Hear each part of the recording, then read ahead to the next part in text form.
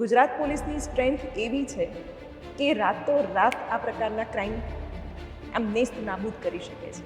રજાકપુરિયા ગેંગનો સફાયો, જેમાં આઈપીએસ ઉષા રાડાએ કમાલ કરી બતાવી. 2008 સિરિયલ બોમ્બ બ્લાસ્ટની તમે વાત કરી, તમારી ખૂબ મહત્ત્વની ભૂમિકા એમાં રહી છે.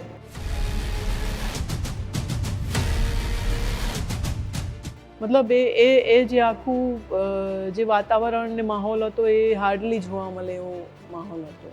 બહુ ડેન્જરસ માહોલ. એક 65 વર્ષની મહિલાનો રેપ વિથ મર્ડર થયું હતું બાલાસિનોરમાં. એવો આરોપી સુરતમાં કે જેણે ક્રૂરતાપૂર્વક હત્યા કરી નાખી છે, એ કેસ પણ તમે હેન્ડલ કર્યો છે. મારા જે પોલીસ ઇન્સ્પેક્ટર પીએસઆઈ કક્ષાના અધિકારીઓ છે ને, એની આંખો લાલ થઈ ગઈ, એટલા એમના ઉજાગરા હતા કે ઊંઘ્યા નહોતા એ લોકો. અને પછી જ્યારે અમે એ આરોપીને પકડ્યો